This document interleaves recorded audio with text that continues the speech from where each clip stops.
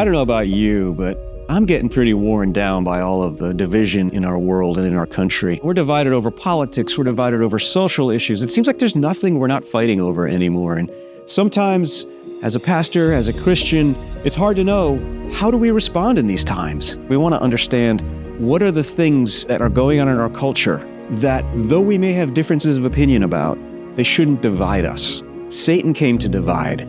Jesus came to unite in the truth of who he is. And this year's Go Conference, we want to focus on that. How do we become that uniting light in such a divided world? The thing I'm excited about with this conference is we're getting into our headspace. How are we thinking, the science behind it?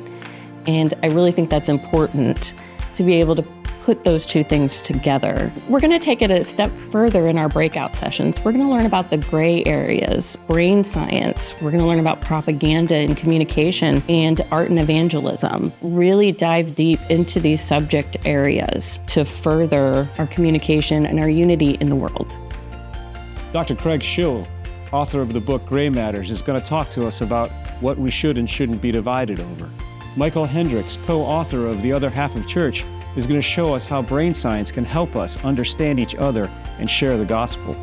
Dr. Sandra Glahn, author of Nobody's Mother, is going to talk to us about art, evangelism, and the gospel. And coming from a broader global view, Dr. Nathan Chiroma is going to give us a perspective from the African church. We live in a world that, whether we're aware of it or not, is full of different types of propaganda. Things that are meant to sway you or sometimes even lie or deceive to get you to follow a certain outcome. I'm excited during my seminar at the Go Conference, talking about propaganda, good news, and everything in between, how we're going to look at some of the evangelistic tools that help us communicate the gospel of Jesus Christ in a way that speaks to the human heart and gives hope to the people around us that are in desperate need.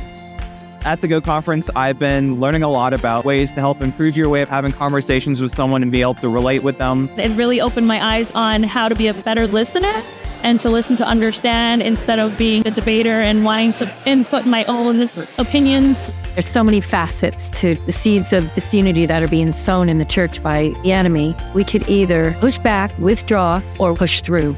These are the times we were made for. This is the time for the church, because we have the unique opportunity to stand up, to show unity, to show elective coming together around the best cause there is, the cause of Christ.